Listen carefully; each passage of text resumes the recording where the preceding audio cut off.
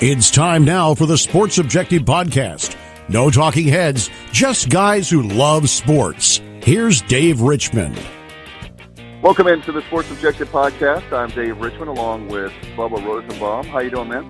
Doing well. Our good friend Kyle from LaGrange Barber. He's actually working for a living. So I know, Bubba, you are a teacher for people that don't know, and coach. So you're I know taking care of your kids will still work, but you don't have like the job that you normally would not be there. So want to remind folks that Kyle is part of the podcast, and I certainly will miss him today. But we have two very special guests that we're going to get to later on, right? Yeah, we do. We're going to talk a little CPL, Coastal Plain League Baseball. We'll catch up with the general manager of the Edenton Steamers, Tyler Russell, and also Shelby Hilliard, who's the director of media and content development for the CPL. So that's coming up. By the way, folks, I want to remind you before we get started with our roundtable and then the two great guests, we got a big promotion on Thursday night. I actually am the midday guy for Magic 95.9 in Plymouth, and we have Magic Night at the Edenton Steamers this Thursday night. Simply, if you want to go to that game, I want to say that right now, all you have to do is simply email your request, magictickets@yahoo.com, magictickets@yahoo.com. The Edenton Steamers, part of the Coastal Plain League, and great town, great place to go and shop, and off of Highway 17, Bubba. It's a beautiful town, historic town, and the historic Hicks Field, and we'll be talking to, as you said, Tyler Russell later on with that interview. But again, magictickets@yahoo.com. If you want to go Thursday night, you better. The tickets are going by very fast, the number that we have. So if you're going to do it again, email us, magictickets@yahoo.com. Email the station, and we'll hook you up. Bubba, I know a lot of stuff going on in East Carolina before we have our two Coastal Plain League guests that we want to talk about today. Yeah, let's talk about a big official visit weekend for Coach Mike Houston and staff. The Pirates actually received two more commitments, both on the defensive side of the ball.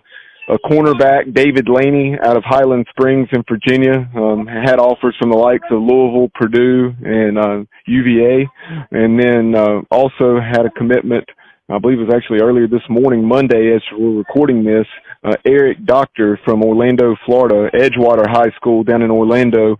He's actually a safety in high school, but he projects to be an outside linebacker at the next level, 6 feet, 200 pounds, and he has offers from about 20 or more schools, but some of those were Louisville, Vanderbilt, Illinois, and Indiana, and then also had some non-P5, as much as I dislike that term, non-P5 offers, Colorado State, Marshall, Tulane from the American, and several others. A good get, but it tells you, speaks volumes for Mike Houston and company with the staff and how great they're doing, and look forward to having him and Coach Houston and definitely some of the staff on this summer. But certainly, Bubba, they're off to the races, and they did a nice job with the class we have coming in this year. But the next 2 years, my gosh, they're with Fontel Mines being the recruiting coordinator. They're just off the charts good. Yeah, 7 commitments now for the 2020 class. Actually lost one as well over the weekend. Dwayne Martin, who is from South Carolina, he is now headed, he's committed to Louisville. So lost him. He was another guy on the defensive side of the ball. So now, as it stands, 7 commitments, 2 from the state of North Carolina, and then 1 from Florida, 2 from the state of Virginia, 1 from New Jersey, and I believe it's 1 from Maryland as well. So pretty spread out thus far. Just like Coach Houston said, we'll start close to home and branch out up and down the East Coast. And that's what it's all about. As people know, I'm very protective of Eastern North Carolina and North Carolina, but certainly when you're looking at Division I players, you're looking at winning championships, as we do at East Carolina, and we will again. You definitely want the best players available. I mean, my gosh, if you know of a player now at California or Texas that can make a big difference, or even the JUCO route, you definitely have to go get them. And congratulations to, again, Coach Houston. We can't say enough good about him. It's just amazing the talent he's bringing in already, and the future's bright. I'm excited about football. By the way, folks, I want to remind you, as always, we like to tell you every podcast, get your season tickets. We're at about 13,000 now. We're trying to get up to 17,000 is our goal for the university. You can get your tickets 1-800-ECU or ecpirates.com. Yeah, my family and I, we got ours a while back, and certainly looking forward to a much improved product on the field this fall at Dowdy-Ficklin. No question about it, Bubba. I know that a lot of stuff to talk about with football. Football is just a never-ending thing. 365 days a year, you can talk football. We don't mind it, and I'm just tickled to death with Mike Houston and looking at the schedule. I don't know. You and I talked about several weeks ago about Gardner-Webb. Folks, if you're going to get single-game tickets, that's one with the new opening, being a new addition of the stadium with the Tailbank Tower. That's going to be fabulous, and there's a lot of great things happening at the stadium. You better go ahead and get your tickets again, ecupirates.com or 1-800-ECU between that one, and then 2 weeks later you'll have William and Mary. And I know they're FCS opponents, but I think that the product that Mike Houston's putting on the field, Bubba, I think it's going to be a lot more people at those games than what people realize. Yeah, I think so. Hopefully people will show up to watch the Pirates play and not who the Pirates are playing. I mean, and as we've seen in the recent past, we certainly cannot take anything for granted in those games. We have to show up and play football and take care of business. But if we were going to be playing Gardner-Webb, I do think it's kind of a perfect storm in the sense of when we play them. Mike Houston's first game in Dowdy-Ficklin Stadium, hopefully coming off a solid performance in Raleigh against the Wolfpack. And so if we're going to be playing those guys, I think this will be as well attended as it could ever be, because just under other circumstances that would be a game where attendance may dip some.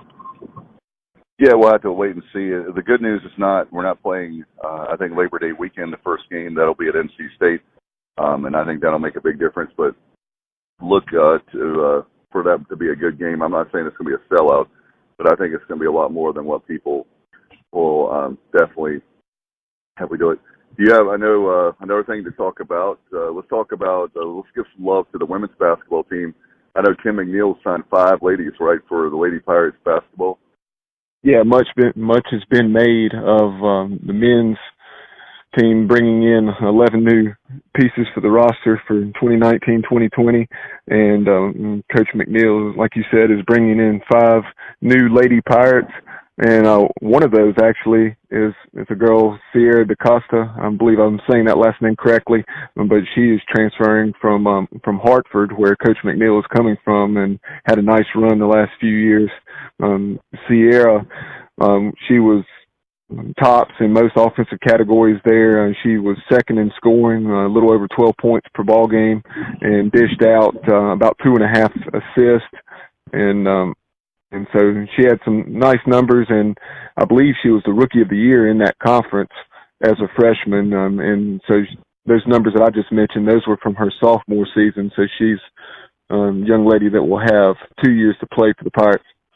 It's going to be great. And by the way, folks, I'm looking forward to get some season tickets there, Bubba. I don't know how many games you can make, but I think the Lady Pirates are going to be putting on a really interesting and fun, exciting product on the court, just like the men's basketball team will.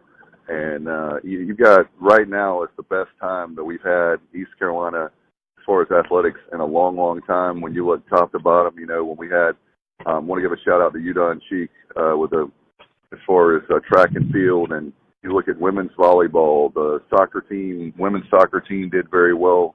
You could go on and on. Softball, baseball. There's just a lot of great things happening at East Carolina right now. Yeah, a lot of reasons for optimism and to have confidence in the direction that East Carolina athletics is headed under John Gilbert and this regime. So yeah, just can't wait to see what the fall holds, not only for football, of course, but then also women's soccer had an excellent year last year under first-year head coach Jason Hamilton, and then in volleyball, and Julie Torbett. and we're not going to forget about swimming and diving. I know Bubba, they're going to have a solid year as well. Oh, sure. That program is one that's so rich in tradition, and down through the years, going back to all those years under Rick Kobe, and now, of course, Matt Jabs. Look forward to having him back on the show. His interview was very well received, and so look forward to having Coach Jabs back on as that season approaches. No doubt, and with the women's program with CC Buber taking over for Kevin Miller, the women's golf team is going to be great. Men's golf, it just you can name every single sport right now.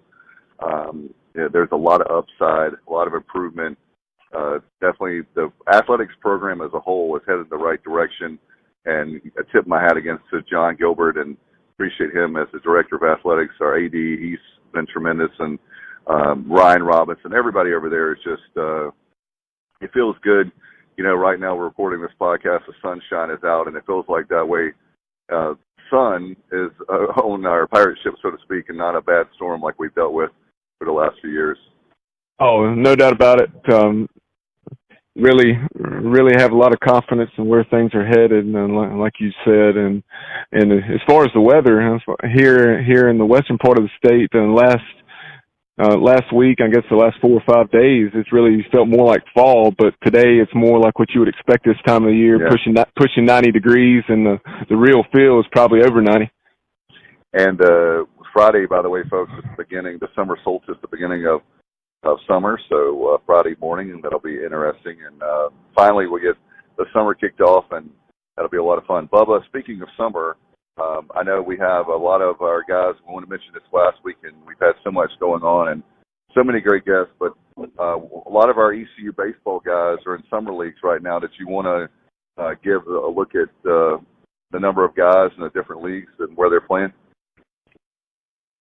Yeah, starting off with the Cal Ripken League, which is I'm not sure. I know it's primarily Maryland, if not solely Maryland. I know Alec Burleson played in that league a year ago. I believe he played for the Bethesda Big Train and had just a remarkable summer. We have outfielder Christian Jane and also Carter Spivey, right-handed pitcher, who saw limited action this year in relief. Those two young men are up in the Cal Ripken League with the Bethesda Big Train. We also have Burley, after playing in the Cal Ripken League, as I mentioned just a minute ago last season. Burley, after an All-American campaign, is in the Cape Cod League, college baseball's premier Wooden Bat League. And he's going to be playing with the Bourne Braves. In the CPL, which we focus on this podcast, we have Dusty Baker, who had some spot starts and relief action as a outfielder for us. Dusty Baker is with the Morehead City Marlins. And then we also have Garrett Saylor, a right-handed pitcher who, kind of like Carter Spivey, received limited work. Obviously, that's part of the reason he's pitching this summer, because if he would have received any type of significant action, he would have been shut down for the summer. But Garrett Saylor is with the Ashboro Copperheads, out my way. And then in the New England Baseball League, we have Seth Goodell with the Swamp Bats. And then in the Valley League, a league that I know Davis Kirkpatrick a few years ago played in, Shenandoah Valley, Thomas Francisco is with the Charlottesville Tom Sox, and Connor Norby and Bryson Worrell, those two guys are with the Waynesboro Generals. Great. So overall, we have 9 Pirates going to, I think it was 5 different leagues. And there's some guys also like Gavin Williams who are working on their stuff locally. In Greenville, they're staying home, so to speak, to work on their craft. And obviously, I'm sure take some summer classes and that sort of thing. But I know he's working on getting stronger, maybe adding a pitch or two. I don't know about that, but I do know that he's going to be Gavin staying home, and some other guys that Corey told us about. But I know it's going to be a great off-season, so to speak, even though they're playing in the summer league. And I look forward to certainly finding out with Corey about fall ball coming up. And I know that the NCAA, they allow us, is it 2 games, Bubba? They allow us to play in the fall now? Yeah, 2 games. Last year we played UVA. UVA came down and played either a Saturday or Sunday afternoon. I think it was a Saturday at Clark LeClaire. So we will head up there this year, and then unless something has changed there. And we also played Tommy Eason in Pitt Community College. The Bulldogs came over. So I'm not sure if that's the plan again this year, playing Pitt, and then also that game at UVA. But those were the teams that we played a year ago to satisfy that 2 fall game requirement. It's going to be a lot of fun, folks, and you can always look at ECUPirates.com for all the latest, certainly everything going on with the Pirates. I look at it almost every day, and certainly a lot of good things to keep up with the Pirate baseball. Bubba, I know that we can talk Pirates all day long. We were talking about summer leagues and the Coastal Plain League. Do you want to go to our first guest? Yeah, let's catch up with Tyler Russell. So he is the general manager of the Edenton Steamers, and let's catch up with Tyler right now. Well, there's a very big night in Edenton, and in fact, we have the Edenton Steamers and Peninsula Pilots. And Bubba, I'm so excited to have our next guest. Yeah, I'm very excited to have on the general manager of the Edenton Steamers, and Tyler Russell. Tyler, welcome in. Thank you, guys. How you been doing? Doing great. Very happy about the Edenton Steamers. I've known about the franchise for a long time now, and Coastal Plain League is awesome. And I know there's a big night. In fact, for folks that don't know, I work middays on Magic 95.9, and we have a big a game on Thursday night with the Steamers, Magic Night, and so we wanted to bring you on not only to talk Steamers, but obviously get more people out to the ballpark. Yeah, appreciate you guys having us on. I think this will be our 3rd year working with Bill, doing a Magic Night here at the ballpark, and it's been a very good night for us in the past. It's been actually one of our top 5 attendances each of the last 2 years, so Bill does a great job of promoting on his end and getting the tickets out and getting a lot of people coming in from the Plymouth area, and not only Plymouth, but surrounding areas as well of Gainesville and Roper and other places. And that's really good for us to get a new fan base a little further from Edenton, because it's kind of hard to bring people in from some of those smaller markets. No doubt about it. I'll be driving up Highway 17 from Williamston. I'll try to see if my family, if we can all come, but certainly I know I'll be there. And Bubba's in the western part of the state, Tyler. I know that he's in the Charlotte area at China Grove and Salisbury, so I know, unfortunately, he can't make it. Or, Bubba, I know as much as you love sports and baseball, you would definitely be here with us. Oh, absolutely. If I was local, I'd be there. Down through the years, I've seen games at Ashboro, and then also actually when I've been down east, I've seen the Tops play a time or two, and also down in Wilmington with the Sharks. Yeah, we wanted to ask you, Tyler, as far as the game on Thursday night. I know there's going to be a big crowd. Can you? Peninsula's coming in, first pitch 7:05. Can you give us an idea about maybe some who, what's, wins, and as far as coming to the stadium? I take it's obviously a good idea to come early. You want to get a good seat and certainly see a great night of baseball. Yeah. First pitch will be 7:05. We'll open the gates at 6. We usually like to have people come early, give a chance to get a hot dog or a hamburger or some French fries before the game starts. It is a very unique stadium, kind of a small stadium, so we do have a limited number of seats, but all of our seats are general admission. We can seat about 1,000 people, but by the time you put about 700 people in here, it looks packed. Everybody likes to have a little elbow room when they're in the stands. If we pack them in here real tight, we can get a few. But really looking forward to the game. Our guys have been on a roll here lately. About the last week, they really started to turn it around. Our first week and a half of the season, we got off to a real slow start. We could get the guys on base, but we couldn't bring them home. I mean, it was nothing for us to leave 10 or 12 guys on base and only score 2 runs in a game. So about the last week, they've really started to turn the corner. I think we've won 4 out of our last 6, I believe, coming into today. And then Peninsula is our arch rival. We are kind of the Yankees and Red Sox of the Coastal Plain League, and that's the way the league has viewed us for a long time for both parties. We have had our differences over the years. We have cleared the benches a few times. Not that that's a fun thing to do. It's a fun thing for people to watch, but it's not a fun thing for me to have to deal with afterwards. But that is something that a lot of people look forward to. They know Peninsula is going to come here and put up a good fight. It's always going to be a good game with those guys. So far this season, we are 2-1 against them. So we're really looking forward to hopefully continuing our advantage over them for the rest of the season. They are in our division. We are currently second and third in the division, them being in second, us in third. And the Wilson Tiles are ahead of us in first. Wilson has by far been the best team in the league this year. Those guys just hit. That's all they do is hit. They've scored more than 10 runs multiple times throughout the season. So we've got our work cut out for us for the rest of the year. But, we're really looking forward to having Peninsula here on Magic Night for sure. And I know, by the way, Bubba, before we dive into maybe the team a little bit, I want to remind folks listening right now, if you want to go to, we're going to put this podcast on Monday. The game is on Thursday night. Make sure you email Bill Benjamin at the station, magictickets@yahoo.com. We have tickets to give away. It's the easiest promotion. If you've ever wanted to win a promotion on a radio station, it's the easiest one, magictickets@yahoo.com. And Bubba, I know Bubba loves to talk about players. Did you want to ask him about some of the players on the team?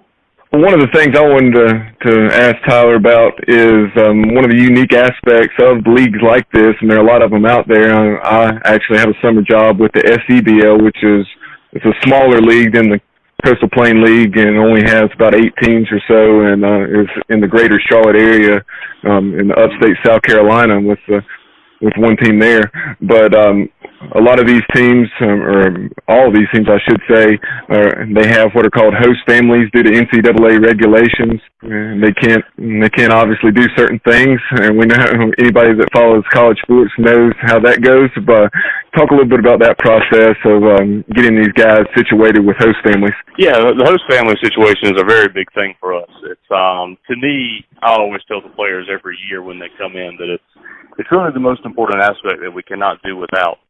The fans and sponsors are going to come and go over the years, and the players come and go, but the host families are a solid thing that we have to have. We could not afford to put these guys up if we had to do it. And this year since I've been here, this is my 5th year as a general manager with the team, and this year was the most stressful host family situation for sure. We had a lot of our regulars that just had things going on that they couldn't host this summer. Some are doing a lot of traveling. Some have multiple weddings in the family. Others have family visiting in town. Some have their kids have reached the age of very serious travel sports, travel baseball and basketball during the summer. And that's put a damper on things for us. But, we have to turn to the community and look for new families to step up and host. And luckily we were able to find quite a few new hosts this year. It's worked out pretty well so far. But host families they're the backbone of the organization. That's always been my mentality that, we cannot do it without them every year. And Tyler, how can people find, if there are people, I know you have everybody filled up this year, but if people are interested maybe for next year and beyond, how do they get in touch with you with the Steamers? Yes, they can just give us a call here at the office. Our number here is 252-482-4080. And, for this year, we are kind of full, but we still will be getting some guys in throughout the summer. Unfortunately, the injury bug is starting to kick in, and we're going to see some guys leave in the near future. We've got some pitchers with some innings limits that are going to have to go home at the end of the month. So we'll have some new guys coming in July. And there are some families that we have that can only host for the month of June. So we may have a possibility for a new host family to come in later on this season. So if anybody's interested, feel free to reach out at any time. That's one thing that I never forget. If anybody mentions that they want to be a sponsor or be a host family, I don't forget them. I'm not going to let that opportunity go to waste.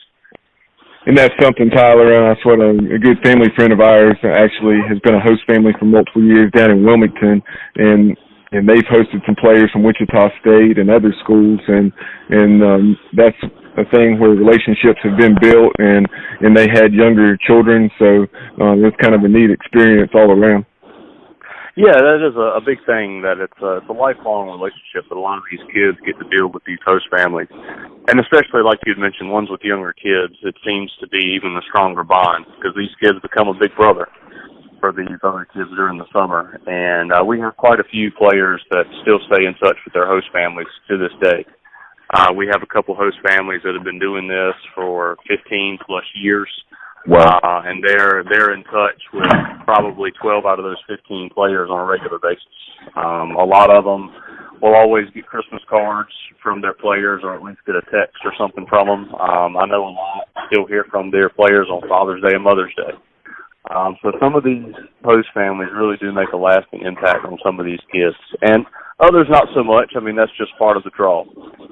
Not everyone is a perfect match with the other, but some have really hit it off, and they take vacations with their players during the summers at times. Now that these players have moved on and have families of their own, some still come back to Edenton every now and then and visit us during the summer, and that's a cool thing as well. We had a former general manager that was here a couple weeks ago. I didn't get a chance to speak with him while he was here, but he loved Edenton so much. He met his wife here, and they came back as a celebration for meeting each other when he was here about 15 years ago. So not only the host families, but just Edenton in general, it makes a lasting impact on some of these players. Tyler, let's take a broad look at this year's Steamers roster. Obviously, these players come from a variety of schools and conferences, what have you. Can you give us an idea, like kind of the breakdown as far as some of the schools these guys have come from and some of the conferences represented? Yeah, we've got quite a few different schools that are represented by our guys, and a lot of these teams are ones that we've had relationships with for many years. We'll usually get a player or two from a lot of these schools each year. But one big one that has been a big partner of ours recently has been Binghamton University out of New York. We have 3 guys from there this year. Last year we had 3, and the year before I think we had 3 or 4 from there as well. So they've been a big draw for us. And it's a very good program, very good coach there. He's been willing to work with us and giving us some of his better players. We had a pitcher that he gave us last year named Ben Anderson, and he was drafted in the 13th round this year. And that's a situation where, that kid had gone to the Cape Cod League. Things didn't quite work out there, and he wanted to send him somewhere where he would get work. And he came here last summer, had a sub-1 ERA, ton of strikeouts, didn't have a loss on the summer. Just worked out really well for us, and that's been a good relationship. A couple other schools that we've worked with a lot in the past, Missouri State. We've got an outfielder from there this year. Nicholls State University down in Louisiana, we've got an outfielder and a pitcher from there. That's been a place where we have worked with a lot. Morehead State University, we've got a couple guys from there. Wright State University has been another big partner for us. We were supposed to have 3 guys from there. Well, actually supposed to have 4 guys from there this year. Only 3 ended up coming. We had one of their pitchers that got shut down at the end of the season with an injury. But last year we had a couple from there. The year before we had a couple. We do have somebody from Boston College from the ACC. Boston College has been a big partner of ours in the past as well. We've had 1 or 2 guys from there for the last 4 or 5 years. So they've been very gracious to work with us as well. The Air Force Academy is another interesting relationship that we have started. Last year, I got a call from their pitching coach looking to get somebody in CPL. And we ended up we had signed 2 guys. Unfortunately, 1 got hurt. Only 1 came. But that was a sort of a good relationship. We got another guy from them this year. And the Air Force Academy, to me, is a very important relationship because the town of Edenton is full of veterans. And, a lot of these veterans look for someone they can relate to, and having someone from the Air Force Academy has been very good for us. And great kids as well. I mean, they come in here very well mannered. They're on the path to protecting our country in the future, and when they can play baseball, that makes it even better. So it's been very good to work with those guys as well. And probably the biggest thing that we're hoping to get this year is 3 pitchers from the University of Michigan. All 3 have contributed with Michigan this year. Of course, they're in the College World Series right now. They have a game tonight at 8. I believe they're playing Florida State tonight. They beat Texas Tech a couple of days ago. So having those guys get here, hopefully, within the next week or so is going to be a really big thing for us. Anything out of the Big Ten, that's a very big accomplishment for the Coastal Plain League. No doubt about it. That's very cool that you're going to have some Wolverines coming for the roster, and that's what because that's something as East Carolina fans that we can really take pride in. Eric Bakich, who's the head coach and was recently named National Coach of the Year, and also Nick Schnabel, who played back in the Keith LeClaire era as well with Cliff Godwin. But both of those guys were 23, so that's something that Eastern North Carolinians, or specifically East Carolina fans, take a lot of pride in. Yep. Tyler, as far as how do you, I know it's not an easy process, but can you give us just a general idea, how do you build relationships, I guess just picking up the phone with the different coaching staffs amongst the college ranks? How do you get all these players and sign them? Yeah, that's the biggest thing is picking up the phone and talking to some of these guys. Each year during the fall is when we do our recruiting, and our head coach and I work together on that. We have for the last 2 years.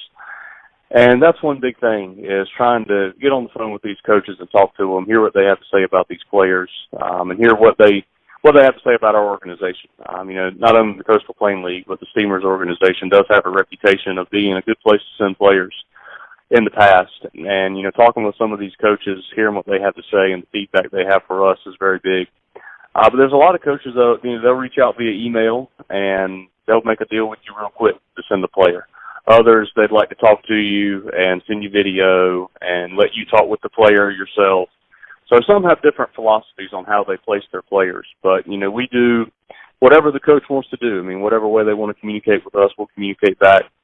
The last couple of years, I would say our head coach and I have probably talked to about 150 different schools or more to get, 35 players each year. And, like I'd mentioned before, we have a lot of relationships each year where we pick up the phone with one coach and say, who do you have this year? And they'll give us 2 or 3 names, and if we can take all 3, we can. If we can pick one, we will.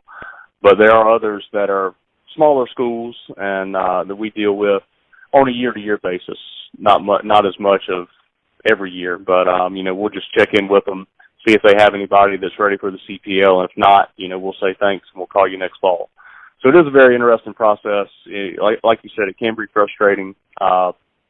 We usually complete our recruiting process in early November. And then during the spring, when injuries happen and guys hit innings limits and guys get redshirted and things of that nature, there usually is a turnover of about 10 players during the springtime. But the gist of the work gets done in the fall and gets done early. Yeah, Tyler, I know that with that, it's a year-long process. It's not something where you just say, hey, here, we got the slots for the team, and you can easily pick up a phone. I know that's something, building relationships. As far as Thursday night, before we let you go, are there any promotions you have going on, or are there any things that fans can look forward to for 7-5 first pitch? Yeah, we do have one promotion going on Thursday night other than Magic 95 coming in. Right. We have what we call Thursday Tunes. This has been kind of our Thirsty Thursday theme for the season so far. We'll pick a music genre, play that music all night long, and then we'll have a beer that coincides with it. So this coming Thursday is our beach music night. We're going to have some beer here from a local brewery out on the Outer Banks, I believe up in Corolla area. So we're looking forward to that. And everybody's got to love some beach music all night long in the ballpark. That's going to be fun. I love beach music, and no pun intended there with the song title, but I do love it, and I know there's going to be a lot of fans. Folks, again, please go to email your ticket request if you want to come to the game. It's very easy. magictickets@yahoo.com. Tyler, man, I appreciate the time and the visit, and hopefully I'll get a chance to meet you on Thursday night, and we want to send a lot of people your way on Thursday at 7:05. Yes, sir. Thank you guys as well. Look forward to seeing you then. Thank you very much, Tyler. Appreciate you, buddy, very much. He did a great job and has done a great job with Edenton. And, folks, by the way, I can't say it enough, go to, if you want to go to the game on Thursday night, Peninsula, at 7:05 first pitch, just email the station, Bill Benjamin, you can do so, and email your ticket request, magictickets@yahoo.com. Again, magictickets@yahoo.com. Well, the Coastal Plain League is awesome, and Bubba, we've got another great guest. You want to go to her now? Yeah, it's a league that's really expanded in recent years. So 16 teams, 4 different states, ranging from Virginia all the way down to Georgia. And the lady that makes that happen in terms of media and the content on the website and so forth is Shelby Hilliard. And let's chat with Shelby right now. Bubba, very excited back having our next guest. She was with us last year back for the Coastal Plain League, Director of Media Relations, and I know she does a lot of things there. Shelby Hilliard. Shelby, thank you so much for coming back on with us. Yeah, no, thanks for having me. Excited to be here. Bubba, I know that one of the things that we love is baseball and the Coastal Plain League, 16 teams. Shelby, for those that didn't hear that interview last year, can you kind of give an idea of what the Coastal Plain League is all about? For sure. Coastal Plain League is, like you said, we had 16 teams from Virginia down to Georgia now, and it's just all about baseball. We have a lot of fun out there. We have great players, some of the best in the country. Just had almost 100 players drafted last week or 2 weeks ago. 123 major leaguers. So you see great talent out there, and then just great entertainment from a team promotion standpoint every night. Packed houses, sellouts. We like to say we're the best league out there in all phases put together, and it's a great time to be a part of the Coastal Plain League, be a fan of the Coastal Plain League and just to watch it overall. I know Shelby with the league. Can you talk about? I know with the growth of the league, there's 16 teams. One of the questions I had for you is looking at the website. Are there any plans for expansion for the Coastal Plain League coming up next year? There's nothing hard in line.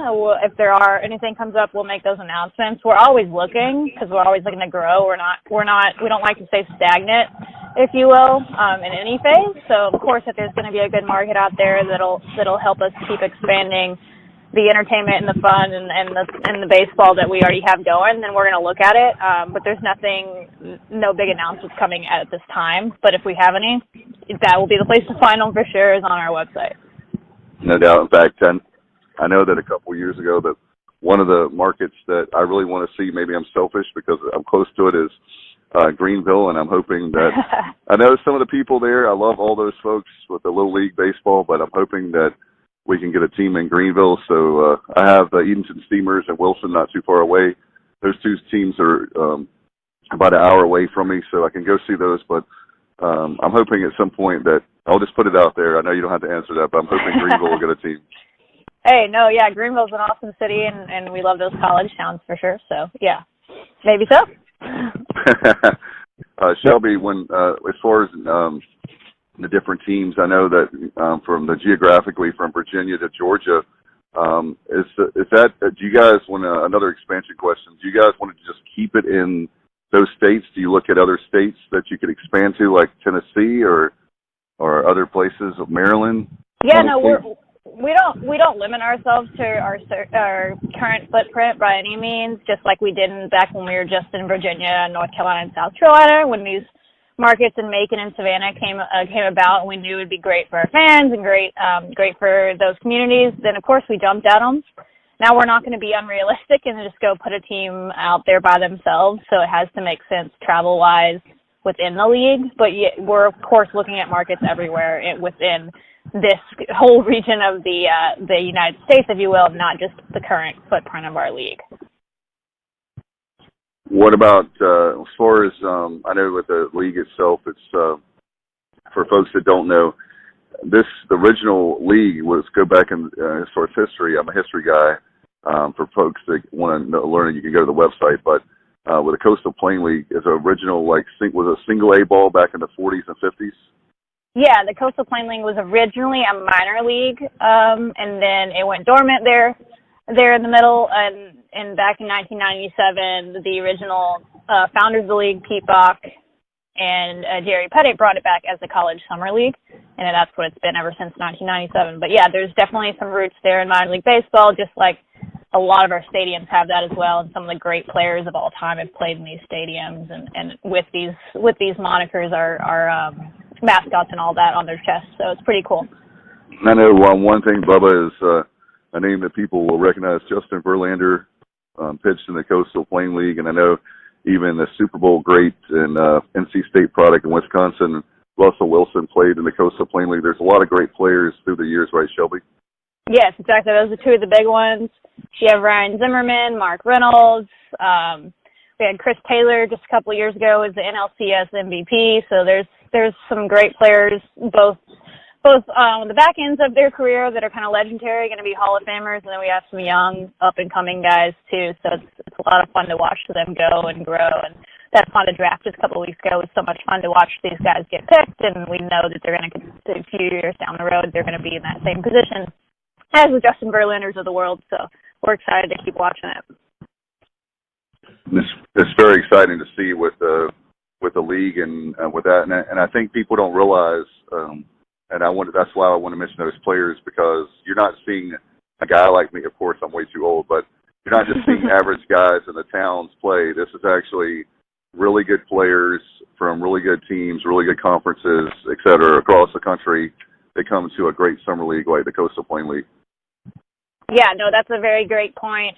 We're a premier summer league in the nation. So like you said, when you come watch these players, you never know which one of them is going to be a future major leaguer, but there's a really good chance that someone out there in that game is going to be. Just by the way the percentages work out each year, there's always someone every year, and we can't wait to see who that person is this year. But we have great talent. We do the best job we can to get them seen as well through programs like Prospect Development Pipeline. We just did an interview last week on our podcast with their director, Jules Johnson. He talks about it a lot if y'all want to check that out, about the talent in the Coastal Plain League and what it's been like for them with USA Baseball to get to see that. And then we also have TrackMan this year, which is an analytical tool that you see around MLB that lets us track all the players' pitches and all of their hits as far as bat speed, velocity off the bat angle, all that kind of stuff, and then pitching as well, spin rate and all that is stuff that we can see, but also more importantly, MLB scouts get to see it now.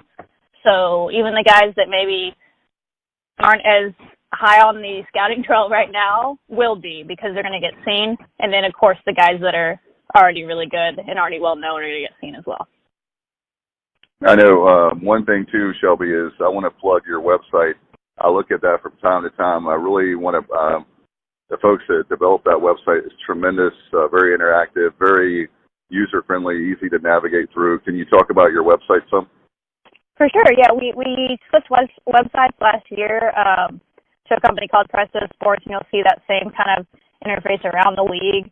And they were really great with us, and they let us not just use a basic template. That was our big thing, is we want to make this the Coastal Plain League's website, just like we do with everything. We want to make it different. We want to make it user-friendly and entertaining and fun. So I appreciate that compliment. But, yeah, you go on there. You'll see a video right off the bat of some of our big moments from around the league, some pictures. It'll kind of show you what's going on. You can find news every day that's up there. We just posted our Players of the Week on there. You'll find stats. You'll find highlights. We even have a Giphy page on there. You'll have links to our Around the CPL web show and the podcast all right there for you, and anything and everything you could possibly need as a fan, as a player, as a coach, as a scout, whatever. It's all right there on our website for you.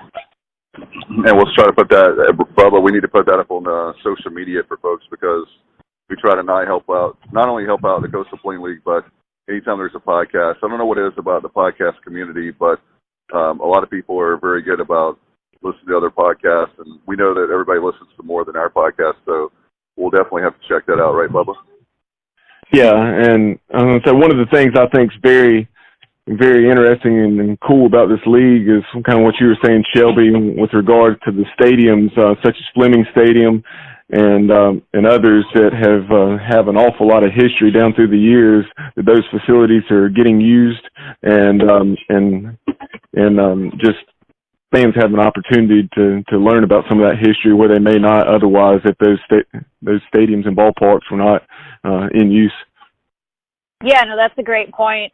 We have a good mix in this league of brand new stadiums, multi-million-dollar facilities, like this one over in Holly Springs. That's the best you'll see in summer ball. But then we have on the other side those historic stadiums, like you mentioned with the Fleming Stadium, that have that history, and these great players that have played there through the years that you dream about having seen play, and then you can go to these stadiums and remember, like, wow, you know, they played here. You know, when they were on the same field, and the players get to kind of relive that, and it's just great. And we don't see an old stadium and say, oh no, that's not good enough for us, like maybe some other organizations will. We see an old stadium and see how can we bring it back to life, like we did down in Macon, and like we've done in Savannah, and we've done at other places throughout the years.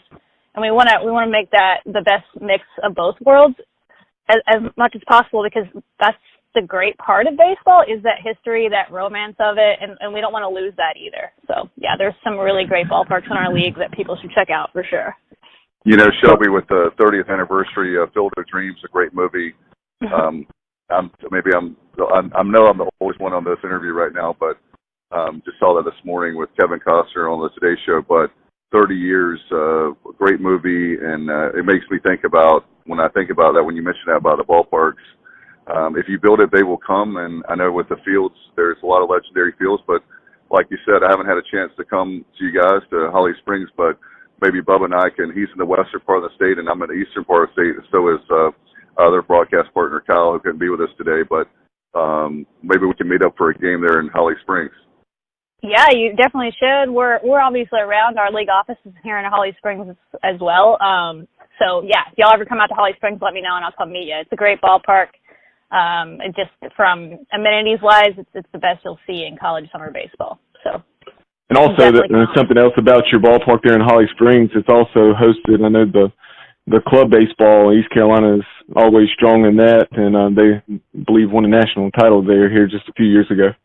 Yes, I remember that well because East Carolina fans, which I'm sure there's some listening right now, they're rabid about their sports. It doesn't matter what sport, what level of sport. They were tailgating out there. It was for the NCBA, which is the National Club Baseball Association. That stadium that, like you mentioned, does host that every year. And that first year, I believe that was there. They made the championship, and they had fans tailgating out in the parking lot. They packed the house. It was great. So yeah, they definitely enjoyed their time there for sure. And one other thing I wanted to ask you about before we wrap this up is, I know, and so you guys actually have an All-Star game, correct? And yes. And where is that All-Star game? When is it being played? Is it right around the 4th? And where is it being played? Yes, it's actually going to be July 7th and 8th down in Savannah, Georgia. We expect it to be sold out both nights. They have a lot of fun down there. If anybody's heard of the Savannah Bananas, then they understand what they have going on down there, and they are planning to put on a show even bigger for the All-Star game. It's actually really, really interesting if people want to check it out on our website for more details, but we're doing something a little different this year than you've probably seen at any All-Star game at any level. We took it from Keith Olbermann, had an article a few years, or I think it was last year actually, on ESPN about how to fix the All-Star game. The owner down in Savannah took that, kind of came up with some ideas, came to us. We worked it out with them, and we're going to have a tournament style instead of just 2 teams that play each other. We're going to have 6 teams in the All-Star game this year. 1 from each division, a fan vote team, so the fans, they get to vote in an entire team. And then we have a Team Savannah as the host team. They held tryouts, and they have like local heroes from around the town, teachers, firemen, coaches, former guys that used to play and kind of want to relive their glory days. They're going to put together a team, and they're going to play as well. 3-inning games, and we're having a little tournament style starting on Sunday and then going into Monday with the semifinals and championship. So it's going to be great. If you can get down to Savannah, you should go. Better get tickets soon, though, because I'm sure they're about to be sold out. And you can also catch it it'll be on TV, different channels, expected to be into 40 million-plus households in our local markets and national. So definitely should be fun to check out. And if you don't get it on local TV, it'll be on cplbaseball.tv, which you can get on all devices. I wanted to ask you, too, before we let you go, can you plug the website and some social media for folks, and maybe even your personal if you want as well?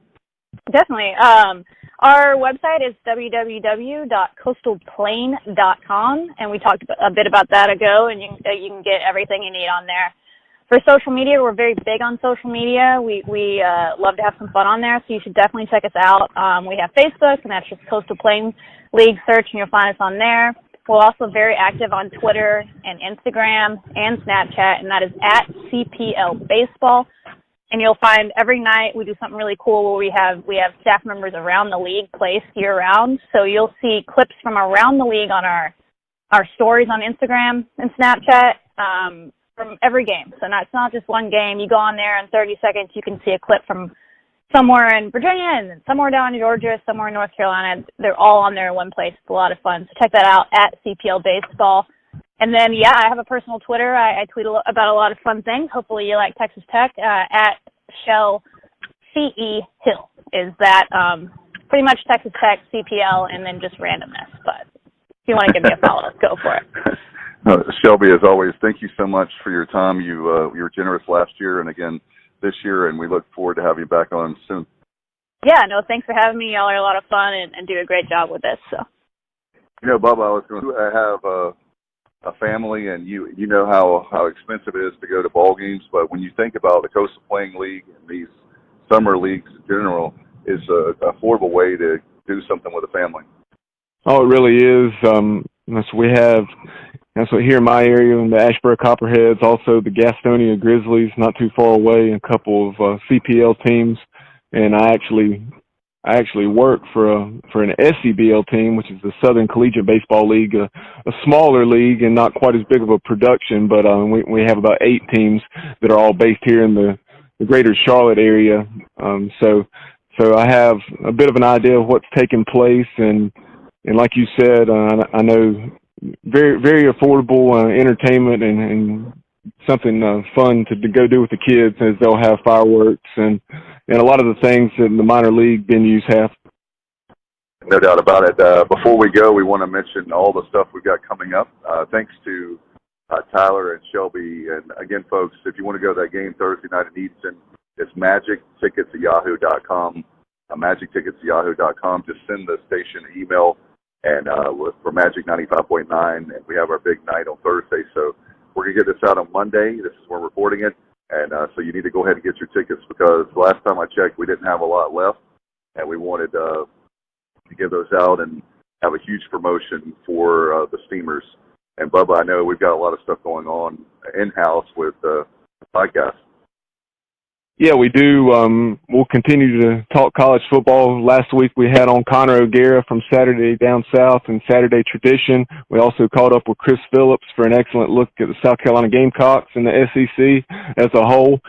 So this week we'll catch up with Peter Burns of the SEC Network. Peter came on last summer and then also a time, I believe, during the season. So very, very appreciative of Peter Burns from the SEC Network coming on the show. If you watch, college football live, you've definitely heard that name and seen him hosting. And then also, we'll catch up with some folks from the high school, college, and professional ranks, whether it's beat writers, play-by-play voices, or what have you. One that we'll actually have on here pretty soon, and we'll have him back once fall camp rolls around, when the players are reporting there in the beginning of August, is Adam Witten. A lot of App State fans, and they have such a proud tradition and excellent fan base up there in Boone. And so we'll catch up with Adam Witten, the play-by-play voice of App State Mountaineers. In fact, they love him on Athlon. I know the different places that have the college coaches ranked, and certainly in that conference in the Sun Belt, they really like, even though the Scott Satterfield left, and now you have Eli Drinkwitz there, they actually like him a lot and think that there's not going to be much drop-off from where App State was, and certainly good luck to the folks at Appalachian. I think they made a great hire in Boone.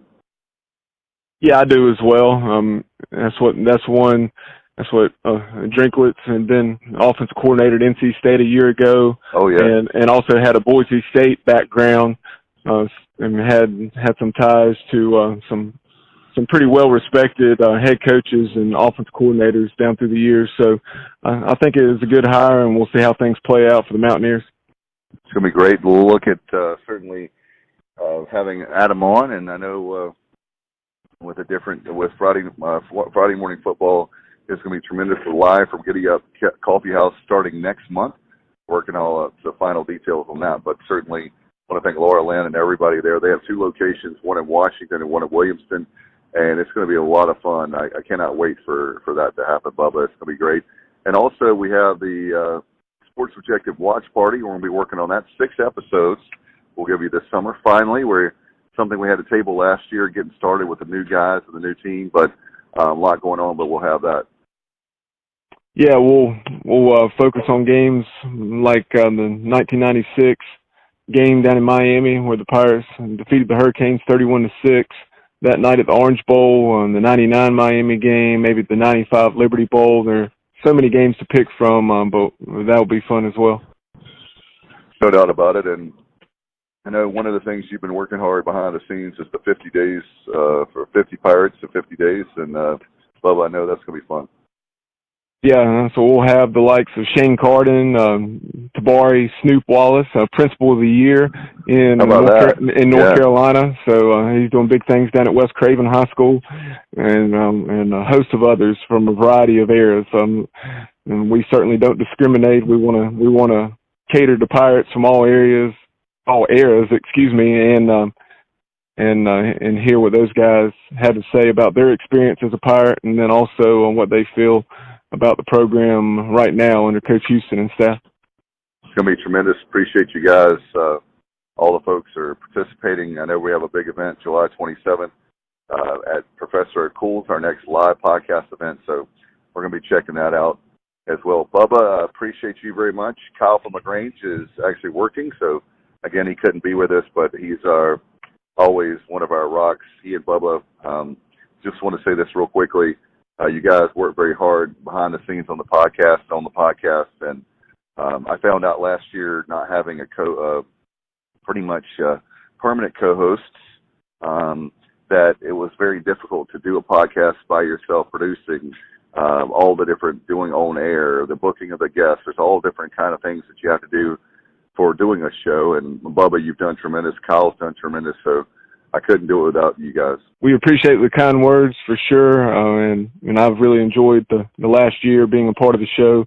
And that's what if you like to follow the show, you can do so on social media, on Twitter at TheSportsOBJ, on Instagram at The Sports Objective. Like and follow us on Facebook, and also subscribe to our YouTube channel that has grown a tremendous amount over the last 5 or 6 weeks. Now we have gone to posting all of our podcasts on YouTube, in addition to the other platforms where you can hear us, such as TuneIn Radio, SoundCloud, Blog Talk Radio, Google Play, Apple Podcasts, you name it. You can probably find us there if it's a platform where you can find podcasts. That's true. We just added Himalayan this past week, so another great place you can find us. All right, for Bubba Rosenbaum and Kyle Barber, thanks to our great guests, Tyler Russell and Shelby Hilliard. And again, folks, make sure you if you want to go to that game Thursday night, just email the station magictickets@yahoo.com to see the Steamers and the Peninsula Pilots. All right, for everybody, I'm Dave Richmond. You've been listening to the Sports Objective Podcast. You've been listening to the Sports Objective Podcast. Join us next time as the guys will be objective, and the objective is sports.